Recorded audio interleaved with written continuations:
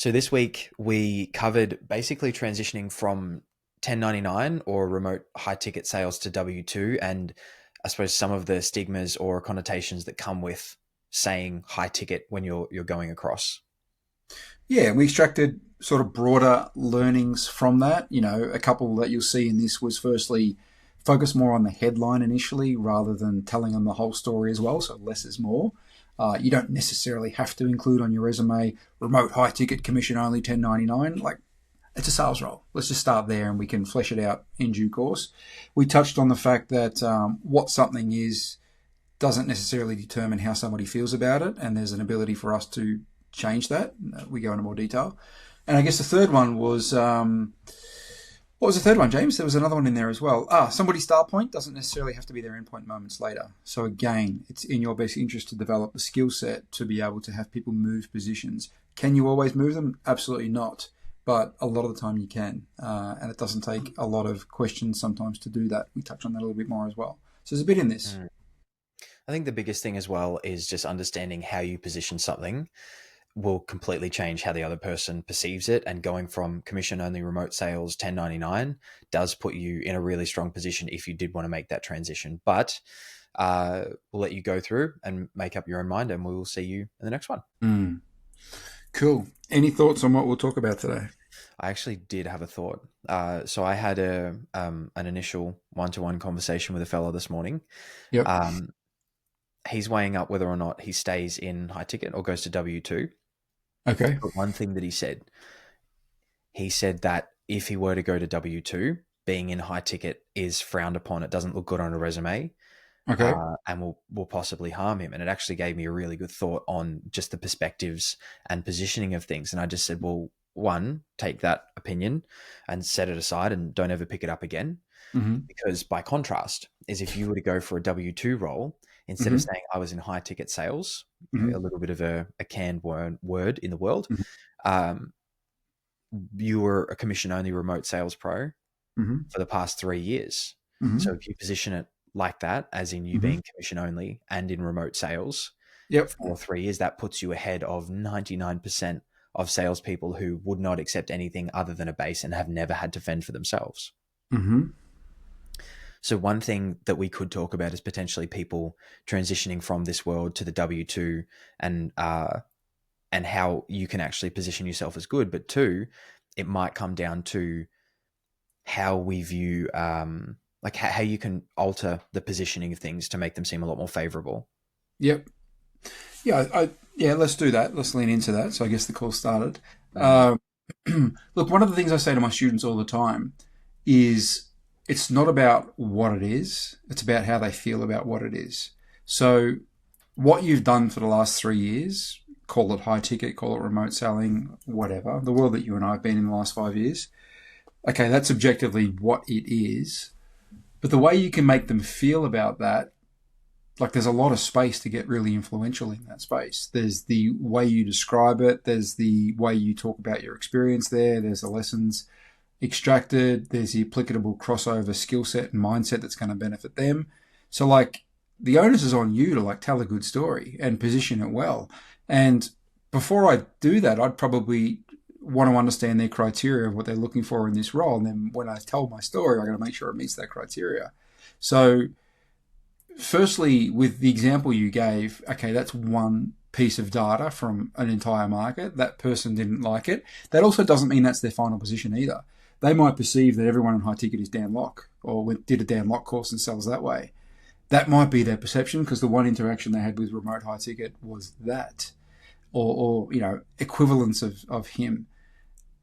You could pretty easy. Let's say that were true. You could, if you were half good at what you do, and hopefully you are if you're watching our show or aspiring to become it. But you should be able to take that initial perception and have them realize that doesn't represent the entire industry, and it's not in their best interest to make such a sweeping thought. Now, you can do that in a way that you don't have them look and feel silly, like, how silly are you? You don't take it to that place. You just make them have realizations that that one data point they have isn't necessarily representative of the entire industry and experience in the industry. And, if you'd be willing to hear my story, you may or may not come to a different conclusion. because based on the criteria you have for this role, none of that's outside of what I've been doing the last 4 years. And if you want some specific examples, I'd be more than happy to give them to you. Would you like to hear them? They're probably going to say, yes, please tell them. Then you tell your story, meet their criteria, and high chance they're feeling very differently about what they felt was their position 3 minutes ago. Mm. So I think it that's also how I comes think about down something like to their perspective as well as your perspective. that. Yeah. If you were to take the perspective or the angle of high ticket sales transitioning into W2 corporate, whatever you want it to do, Yep. that is a transition in itself. It's like Yes. moving from setting to closing, or closing to full cycle. It's just an extension of the same thing. So remote sales is remote sales. Yep. So if you kind of position it, yeah, I'm looking to transition over, I'm looking to change over to this, you have to explain why you're wanting to move. Whereas if you view it, no, I've been in remote sales now for the past 3 years. I have actually been commission only as well. And this is just the next company that I'm going to work with in that area. It then becomes less of why are you changing over to, oh, amazing. Like, how are we going to make this work? Yeah. And look, you don't even have to call it remote sales. You can call it the work I've been doing. You can call it the selling roles I've been in. You can call it the accounts I've been selling on. You can call it the industry I've been selling in. Like, there are so many ways you can frame it. Now, if they want to extract and get granular on what you've actually been doing at a granular level, okay, it's going to come out remote high ticket. By the way, remote high ticket commission only isn't the boogeyman either. So there's nothing to fear or be embarrassed or cautious of in that space. So I wouldn't initially start. I would start broader. If someone said to me, what have you been doing the last 5 years? And they weren't from our world, it was mainstream corporate world, I'd say, I'm in the sales game. I've been in the sales game the last 5 years. In fact, I've been in the sales game for over 20 years, but the last 5 or 6 years since COVID, because I had some physical businesses that were my main focus pre-COVID, post-COVID, made some changes. Like everybody, things changed, the world changed. Been hardcore in sales the last 5 years. And, looking to continue on that journey. And I've seen your offer and it looks like it could be a potential attractive next step, which is why I reached out. I haven't mentioned remote ticket commission only 1099 yet. It may come up, it may not. If it does, I don't fear it. But it might not even come up. It might not even be relevant. Oh, interesting, Michael. What have you been selling? I'll be selling a couple of things, but mainly mastermind to high-level entrepreneurs. So that sounds interesting. What does that look like? I still haven't mentioned remote high ticket, online, 1099, commission only. I don't think it's worth ignoring the stigma that high ticket has, because if we look at it, who it's targeted to, the amount of Reddit forums that say high ticket is a scam, and they've probably lost salespeople who wanted to become high ticket closers. So that's marketed at the people that want to be in that position. Yeah. But at the end of the day, it's exactly what you said. I've been selling in the coaching industry to high net worth individuals, high level entrepreneurs. But to what you're saying is true. But I'm going to play offense rather than defense here. Almost always I prefer to play offense over defense in most strategies. Two things. Firstly, I wouldn't make the assumption that this person views, until it comes up, I wouldn't make the assumption this person views our world as stigmatized. So I wouldn't craft it that way as a start point. If they bring it up, then I'll deal with it, and I'll deal with it on the front foot. And secondly, I won't make the assumption that the most interesting or headline element from my last 5 years is the fact it's remote high ticket commission only. I would say that's probably the least interesting thing about what I've done the last 5 years. So I'm going to position the most interesting thing is the sort of offers I've been selling on, who I've been selling to, the amount of revenue I've been driving, close rates if you want to go there, what I've learned, how I've advanced, what my crossover skill sets are now for my next role. I'm starting and focusing there first. Now, if they want to go into the nitty-gritty of high ticket and they've got a stigma on it, that's fine. We can have that conversation. But let's not think that they're innocent either if we want to play that game. They're still in the sales category. Sales as a collective has a massive stigma. All right, I'm just challenge that a little bit. This is just a stigma with a stigma. If we peel it back, you're talking about the conversation section. Yes. We peel it back to the resume section. Yeah. I think sorry? I don't mention remote high ticket. Yeah. I talk about remote sales or commission only sales, and you can talk about the kind of companies or the industries that you've sold to. But at that point, you don't mention, at that point, I think you assume that they have a negative stigma or association with high ticket. But then once you're in then you can talk about it or have a conversation with them, because it's not like they'll be able to just completely disregard you like they would if a resume was in front of them. If they say, oh, we've met a few high ticket closers. Oh, great. What was their experience like? Not Yep. great. Okay. What about them? Yep. Or why Yep. was that? Yeah. Was there a pattern in particular you noticed you didn't like? Was it the way they were trained? Was it the way they conducted themselves? Was it the energy they brought to the interaction? What did you identify as the thing you didn't like? Like, that's a pretty good question. And they might be able to isolate a specific trainer. Okay, would you be open to sharing the name of that trainer? Oh, it was Dan Locke. Oh, interesting. Just Dan Locke or others? No, just him. Okay. Well, if I were to tell you that I personally don't like his approach to selling, and the way I learned to sell and conduct myself is literally the polar opposite to that, would that change anything? Oh, yeah, that'd be great to hear. Bang, it's gone. Objections. 2 seconds it took to overcome that. In fact, if you want to role play at any stage, I'll show you exactly how I sell. In fact, the way I'm talking to you right now and the questions I'm asking right now is exactly how I sell. So we're actually doing a role play as we speak. So I wouldn't fear that situation at all. And also, you should have such an abundance mindset that you don't view one opportunity or one account as like your ticket to prosperity. And if this doesn't come through, it's all over. It's one of many pathways that you're pursuing, and it may open it up and it may not, but you're going to be okay either way. So, like, I'm not giving them that power as a start point. But, if you want to go back one step further, what's the objective with a resume or a CV, as some people call it, curriculum vitae? The objective of a resume is just to get an interview. And by extension is to have the person reviewing it, to pick it up, look at it, and within 15, 20 seconds, make a decision. One question and one question only. Do I want to interview this person or do I not? So you don't want to tell your life story. So I don't want to get granular on I'm commission only, 1099, my commission rate's 12.5%.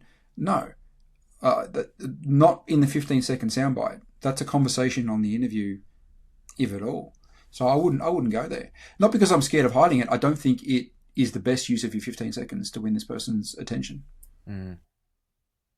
Thoughts? I think with resumes as well now, there is definitely a digital element that sorts it for the person. Yep. So any resume, if someone asks me how to put together a resume, I just say, well, one, use AI, because then you can bring the job description, the company's beliefs, values, all of that sort of stuff, as well as your past resumes, cover letters, put them all in one situation, and then have AI create a resume that hits all of the key selection criteria, so that even if it does go through a computer, it all gets hit. Yep. But just make sure you don't leave it being too AI, and you actually do some adjusting yourself. And that would be for a high volume style applicant offer as well, I would imagine. If it's more of a niche, every time, because I think there is a definite way that resumes should be put together. And depending on it changes on industries and best practices and everything like that.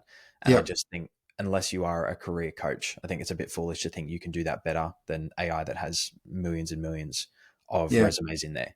It's been about 5 years since I've done a resume, so I'm a little. I reckon it'll be 3 years since I did one, and maybe 2.5, and it was one company that I heard was good. They wanted a resume, and I thought, you know what, I'll actually do it. It didn't really take me long to put together. And before I even got on the call, they were US based, and they wanted me to go to a daily huddle that would have been about 1:30 a.m. my time. And I was just like, all right, well, that's probably the last resume I'm going to do. Actually, 4 years ago, when I got the Peter role, resume. And that was about 4 years ago. I started the application process for that. So yeah, last time I've done it. But yeah, I guess the message for me is, I wouldn't initially disclose it, only because I don't want to position it as the most interesting soundbite at the initial stages of a conversation. Just like if it's the other way, I don't need to hear that you're a W-2 and this is your salary. We'll get there if we need to get there. What have you been doing and how have you gone there? I'm starting the conversation there. What have you been selling? Who have you been selling to? What have been the results and outcomes from that? How would you describe your selling style? What do you want to be selling? What do you think you're great at? What does an ideal next role look like for you? I'm starting the conversation there. Then let's talk a bit more about the specifics of the role you're in right now. Is it base and salary? Is it base and commission? Is it bonuses? Is it flat rate? Like, how does a guy like you typically, or what are you drawn to, and how do you get the best out of yourself? Because some people want the stability, others want to chase max upside. What sort of guy are you? See, this is the thing with what we do. we chase max upside, aka we're ambitious, aka we back ourselves. They're pretty good characteristics. Presuming that your sales manager or the hiring manager is ambitious and not threatened by that, of course. But before you bring that up, you could even ask them. That's a balance. Every True. sales manager I've had in corporate, other than one, would have been so unbelievably threatened. And Well, if I showed up to that, and that sounds really arrogant, really, really arrogant. I don't mean it to be that way, but there's one manager that I had that would have been, and he's just like, yeah, let's do this. Perfect. Every other yeah. sales manager would have just been like, oh, don't know how I'm going to handle this guy. Well, this is a reality of going back in. Well, not just corporate; it's in our remote high ticket as well. This is why typically I try to avoid sales managers. Typically, I like to have a direct relationship with the offer owner, with the principal. Generally speaking, the way I like to operate with my level, again, without being arrogant, there's no value for me in having a sales manager, and I'm not attracted to roles where I feel like I'm in a straitjacket and can't be me. Which can often be the case when there's a sales manager. You got to sell a certain way. You got to do this. You got to do that. You got to toe the company line. Like, not really drawn to those roles. So there's a lot of factors in play. But I think sort of the key points so far, I think, are it's not necessarily about what something is. It's how you can make them feel about it. Just because somebody's start point is I don't like X, it doesn't mean with the right probing and uncovering and unpacking that is still their endpoint minutes later. That's on a sales call as well. What do you think of asking on the topic before we get too far away from sales managers? Yes. If I were to go for a W-2 interview now, which I mean, I'm not going to, because obviously I'm doing my own thing. Mm-hmm. One question that I would most likely ask is just like, who's the top performer on your team? What makes them top performer, of course. Yeah. But then I would say to the sales manager, in your eyes, what makes a good fit for your team? What does an ideal candidate look like? Sure. Sure. And then I think that can be very telling, as in someone that does what they're told, someone that follows the script, someone Sure. that's this, someone that, if I were to say that I'm not that person and this is how I operate, would that be a total conversation killer? And I think it's, yeah. But the thing is, the way you conduct yourself now, and the way I do as well, I'm not going to be arrogant to say 100% of the time, but let's say 95% of the time in corporate, outside of like the really, really high level stuff, I think we'd be interviewing the sales manager more than they'd be interviewing us, and we'd have to tone that down because we would probably the 48 laws of power. I talk about this all the time. Rule number one: never outshine the master. Never outshine the master. In the context of this interaction, they will feel they are the master. I don't view them as my master, but for the sake of this setting, let's say they are the master. You may objectively be right and more capable, but if they felt to feel you're a threat rather than an asset, and it's probably more about them personally rather than the company's best interest, you're not going to get through. They'll find some BS reason and say, "Oh, bad cultural fit. He's from that high ticket world. He's a scammer." Even because that enables them to get past that enables them to create a passable narrative for them to justify the decision they made and protect their own skin and not bring you in. So you got to be really careful not to play that card as well. Like, this is the thing: the better you get at these sorts of conversations, you've kind of got to hide it more in certain environments. Otherwise, it becomes a negative over a positive. That's probably another conversation. But you can apply this everywhere. So even at the moment, I'm doing a lot of cold calls, and to be honest, I love them. I've gotten really good at them. Yep. The conversations I'm having, I'm asking a lot of these questions, but you do it in a way that's not threatening. They don't instantly feel like, oh, geez, I've got a salesperson on the line here. So you can do it on your setting, your closing, your cold calls, on your interviews, everything. It's just a way of asking questions to kind of get the answers that you need without having them feel like, one, you're outshining them, but two, that they're getting interrogated. Can you give us an example of how you're asking one of those questions on a cold call? Would like to see that. Yeah. Okay. So there's a lot of different ways that I go about it. So I'm cold calling vendors at the moment to see if we can set up certain levels of partnerships. I refer work to them. They refer work to me. So I start the conversation really straightforward. I'm not using any tricks or anything like that. Just, hey, James from here. If I were to have a conversation with someone about this, referring work to you, we don't want anything for it. We're literally just going to hand work across that we need. Who would be the best person to speak to? Now, if you were to contrast that with I'm James and I'm the co-founder of this company and we do this and we do that, and I would love to speak to your CEO Yeah, about creating a partnership whereby you can sell our products and we can sell yours. Instantly, they're just like, oh, yeah, yeah, I don't yeah, know yeah, about that guy. yeah, yeah. It already feels complicated. Yeah, Yeah. but people and a lot of salespeople or sales trainers tell you that you need to tell people why you're important, assert your position from the very Mm, beginning. mm, No, that's not the case, even slightly. no. Yeah, I mean, you and I obviously don't subscribe to that theory. Look, I always want to be appealing to their self-interest, Mm, and outside of certain circumstances, there is a time and a place where you want to like build yourself up, and don't you know who I am? There are some exceptions, but generally speaking, I want to keep it focused on them and mm, how it benefits them, and pique their interest rather than tell them how great I am, because I just sound like a typical salesperson.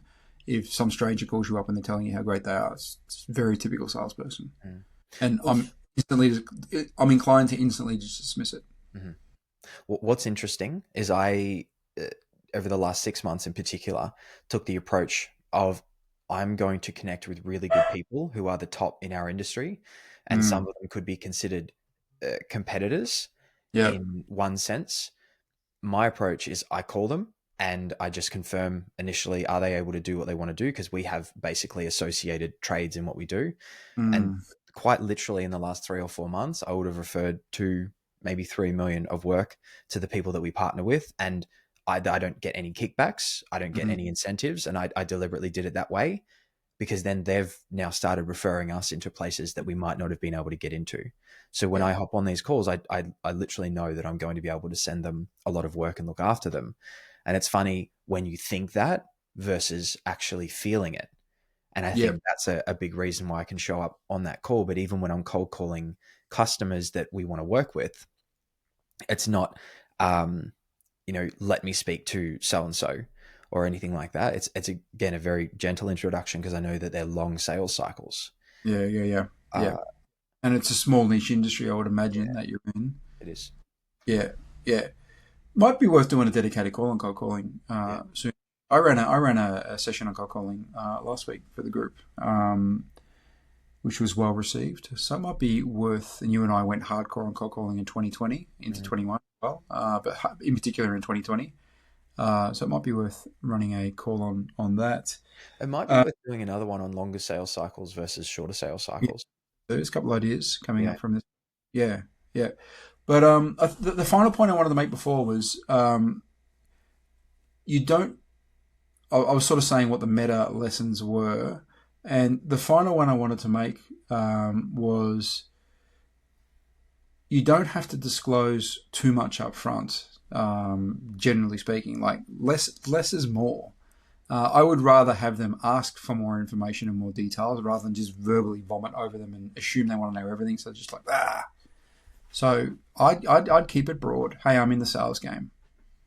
There's no need at this point in time to go any further than that, and there's no need to assume there's a dichotomy. There's a difference between remote, in person, salaried, and commission only. Like there's semantics. Like we can go there if you want to, but the conversation never actually has to go there if it doesn't need to. Mm. So what's interesting? What you said about not sharing too much. Yes. Every now and then we talk about when something hits you, not because you don't like it, but because it reminds you of a past version of yourself. So Yes. in the past, I think about even messages that I have sent to clients, things that I've said on the phone, um, or applying for jobs, anything like that. I never regret not saying enough, but I Hmm. do have regrets on saying too much. And Of then as course. soon as you do it, you're just like, I can't take that back. I won't do it again. Whereas with the other way, you can always add another layer, and it creates more intrigue. And it's like, hey James, this looks interesting, but I got to be honest, I don't really understand what you do. Then, like, cool. Do you want me to tell you about it? Yeah, great. Now the conversation starts. Which part do you want me to talk about? Do you want me to talk about the industry I'm in, how I've been performing, how my pay structure's been, my close rates? Like, where do you want me to start? Mm, Oh, let's start with who you've been selling to.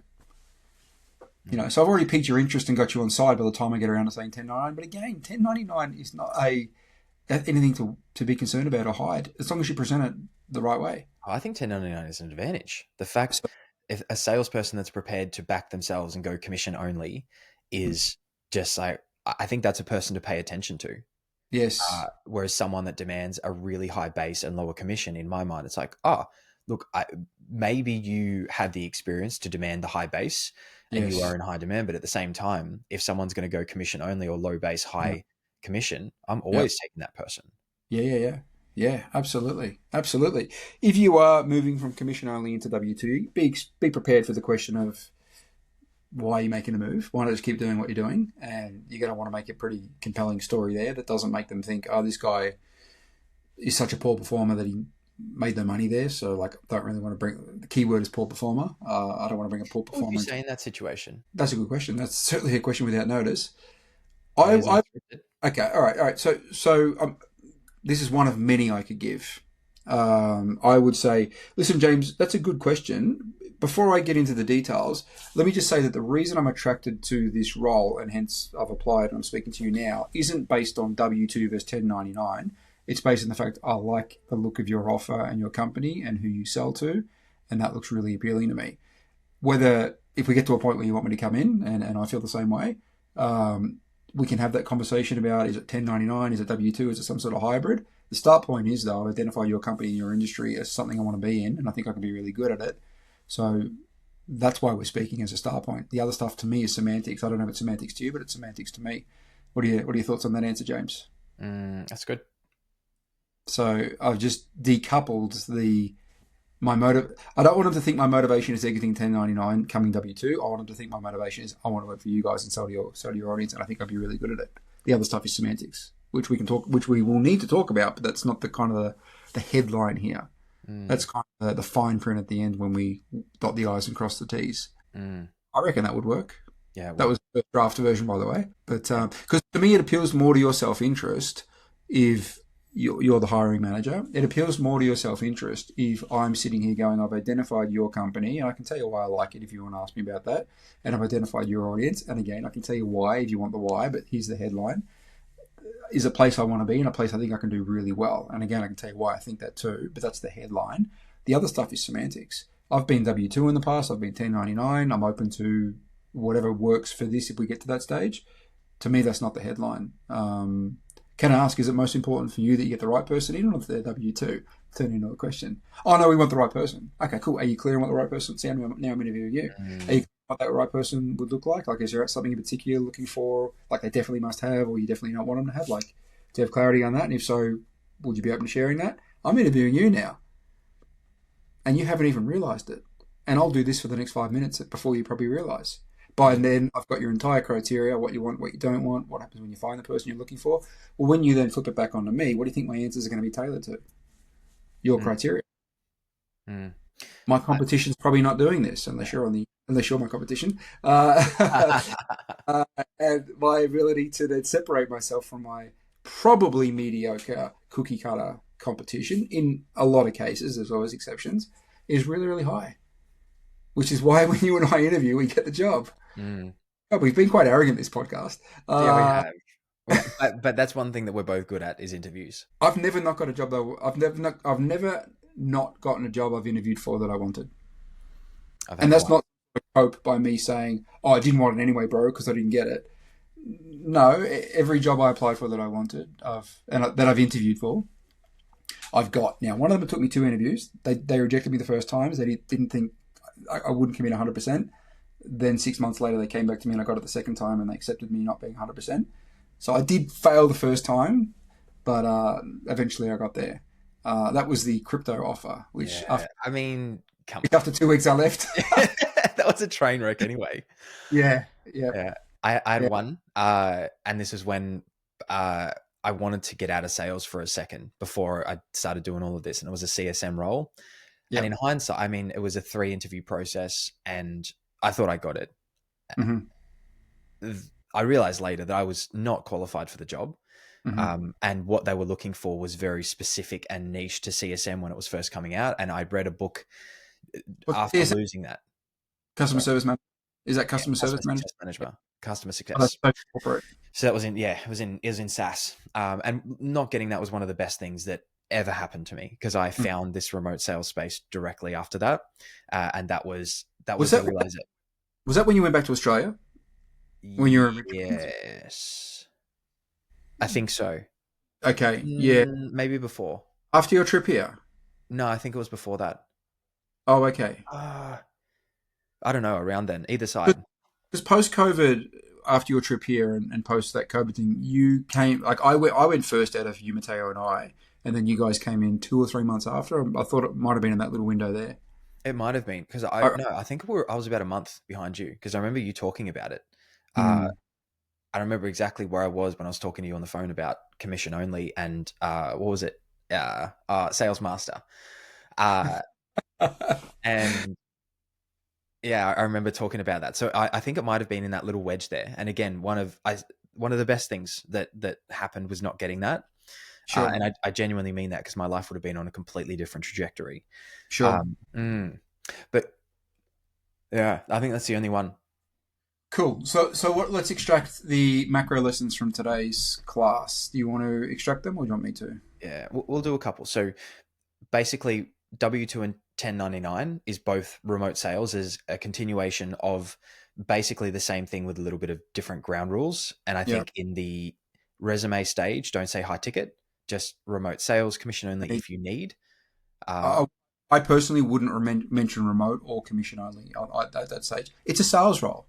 Like it's semantics. Like there's so many ways you can dice up a sales role.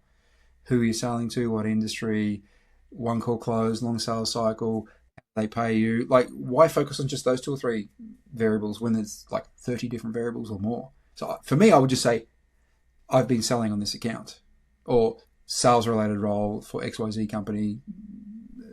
Something I personally would do that at resume stage, but yeah, you don't need to go granular on that level of detail.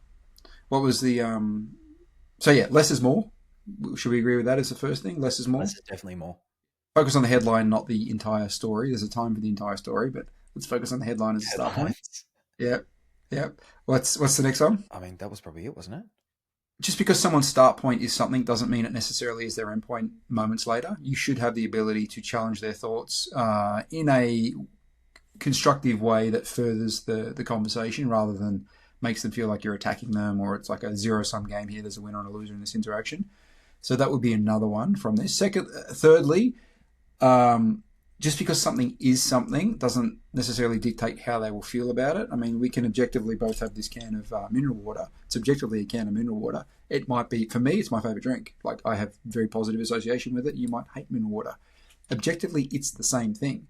We have a completely different relationship with it. And just because you hate it, doesn't mean you will hate it in 5 minutes with the right conversation. Like if I got permission to probe and you were open, like I could find out the backstory, and before you know it, you realized, and we both realized, you had like the worst brand ever, and it was 6 months out of date. Well, of course it was going to taste like crap. I would not like that either. Now you've just realized that you had some sort of outlier experience, which might not be representative of the category in general. Now you're open to trying it again. It took me 5 minutes to get you there. Mm. So, learn to develop that skill if you haven't got it, because that changes everything on a sales call and in real life as well. That would be the main ones, I think, from Perfect. today's call. Yeah. Plus the fact that we should be less arrogant. A lot less. A lot less. I think we're going to see like negative 10 subscribers just off this podcast. Probably Cool. All right. cool. Let's wrap it up here. Cool. Good to see you again. See you next week.